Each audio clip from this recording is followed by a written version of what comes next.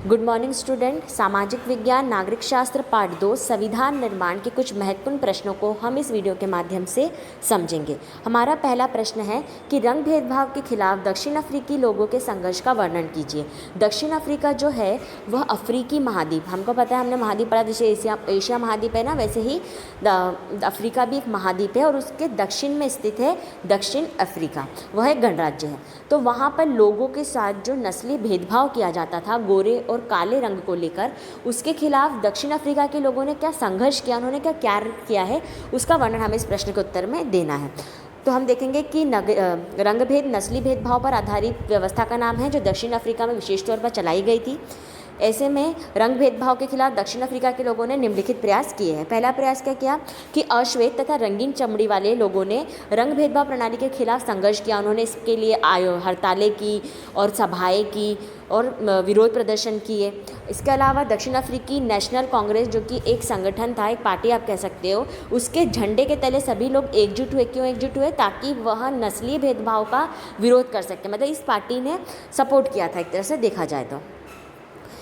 तीसरा पॉइंट कि जो अनेक समझदार और संवेदनशील जो गोरे लोग थे, जो श्वेत लोग थे, उन्होंने भी रंग भेदभाव का विरोध करने के लिए दक्षिण अफ्रीकी लोगों के साथ उनका सहयोग किया। वो भी इस जो नस्ली भेदभाव के खिलाफ जो आंदोलन चल रहा था, जो संघर्ष चल रहा था, तो अश्वेतों ने भी, कुछ जो श्वेत लोग थे उन्होंने भी इसका साथ दिया था। चौथा पॉइंट, इस आंदोलन में कई मजदूर संगठन और कम्युनिस्ट पार्टी भी शामिल हुई थी। हमारा दूसरा प्रश्न है कि दक्षिण अफ्रीका में रंग भेद वाली शासन व्यवस्था की विशेषता की व्याख्या करनी है हमें, या दक्षिण अफ्रीका में जो अश्वेत लोग थे, जो काले लोग थे, उनके साथ किस तरह का भेदभाव किया जाता था, दक्षिण अफ्रीका में उनके साथ कैसा व्यवहार किया जाता था, वो हमें इसमें बताना है। तो दक्षिण अफ्रीका में अश्वेतों के साथ निम्नलिखित तरीकों से भेदभाव किया जाता था। पहला है, अश्वेतों को वोट डालने का अधिकार दक्षिण अफ्रीका में नहीं दिया गया था। मतलब कोई भी सरकार बनती थी तो दक्षिण अफ्रीका के लोग उसमें अपना मतदान नहीं कर सकते थे। उन्हें गोरे लोगों की बस्तियों में रहने की भी इजाज़त नहीं थी। चौथा पॉइंट, यदि परमिट होने पर, यदि इजाज़त होने पर ही वह गोरे लोगों की बस्तियों में जाकर काम कर सकते थे। चौथा पॉइंट, अश्वेतों को संगठन बनाने और इस भेदभावपूर्ण व्यवहार का विरोध करने का अधिकार नहीं था। किसी प्रकार का संगठन बनाना या इनके खिलाफ जो ये अत्याचार, इनका जो शोषण हो रहा है, तो उसके खिलाफ आवाज़ उठाने का भी अधिकार इन लोगों को नहीं दिया गया था। पाँचवा, रेलगाड़ी, बस, टैक्सी, होटल, अस्पताल, स्कूल आदि जगहों पर भी गोरों कालों के लिए अलग अलग व्यवस्थाएं की जाती थी कि यह लोग इधर बैठेंगे, ये लोग इधर बैठेंगे। तो हमेशा इनके साथ जो था वो दोगला व्यवहार किया जाता था दक्षिण अफ्रीका में। तीसरा प्रश्न है कि हमें संविधान की ज़रूरत क्यों है। कोई 3 कारण हमें बताने हैं। या संविधान क्या है, लोकतंत्र में संविधान की आवश्यकता क्यों होती है। तो हमारा उत्तर आएगा कि संविधान देश का सर्वोच्च कानून होता है जिसमें किसी भी देश की राजनीति और समाज को चलाने वाले मौलिक कानून होते हैं। एक तरह से देखा जाए तो जैसे कि हमारा एक स्कूल होता है, तो हमारा स्कूल भी बहुत सारे नियम और कानूनों के हिसाब से चलता है कि हमें कब आना है, कब जाना है, लंच कब होगा, ये सारे हमारे नियम और कानून होते हैं। यदि ये नियम या कानून नहीं होंगे तो स्कूल चल पाएगा क्या? नहीं। ठीक उसी प्रकार से यदि देश के नियम और कानून को क्या कहा जाता है? संविधान। तो देश को भी अच्छे से चलाने के लिए, अच्छे से उसका विकास करने के लिए नियम और कानूनों की आवश्यकता होती है। यही नियम और कानून क्या कहलाते हैं? हमारे संविधान के अंतर्गत रखे गए हैं ये किसी भी देश की शासन व्यवस्था को चलाने के लिए। किसी भी देश में संविधान की निम्नलिखित भूमिका होती है। पहली, यह संविधान विभिन्न तरह के लोगों के बीच जरूरी भरोसा और सहयोग को विकसित करता है।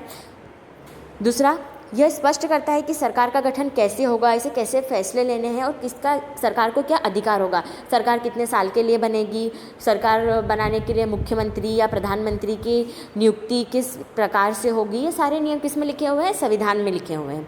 तीसरा, यह सरकार के अधिकारों की सीमा तय करता है, उन्हें बताता है कि नागरिकों के क्या अधिकार व कर्तव्य है। सरकार को नागरिकों के लिए क्या कार्य करना है या नागरिकों को क्या कर्तव्य है अपने देश के प्रति, नागरिकों को क्या अधिकार दिए गए हैं, ये सारी चीज़ें कहाँ पर लिखी रहती है? संविधान में लिखी रहती है।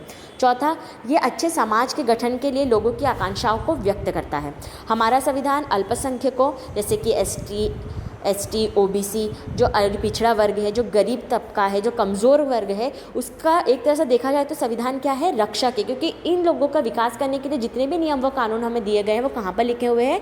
संविधान में लिखे हुए। ये सभी को सार्वभौमिक वयस्क मताधिकार भी प्रदान करता है। सार्वभौमिक वयस्क मताधिकार मतलब क्या होता है कि यदि आपकी आयु 18 वर्ष से ऊपर होती है तो आपको सरकार बनाने में या सरकार का गठन करने में अधिकार होता है, मत दे सकते हैं। भले ही आप उसमें महिला हो या पुरुष, गरीब हो या अमीर, है ना, इस तरह का भेदभाव नहीं किया जाता है, सभी को एक समान अधिकार इसमें दिया गया है। ये हमारे एक तरह से देखा जाए तो राजनीतिक अधिकार के अंतर्गत आता है। छठा हमारा पॉइंट है, यह समानता स्थापित करता है और सभी कानून की नज़रों में यह समान होता है। इस तरह से हम देखते हैं कि हमने इस पाठ के महत्वपूर्ण प्रश्नों को समझा है। आगे की वीडियो में हम आगे के प्रश्न समझेंगे। धन्यवाद।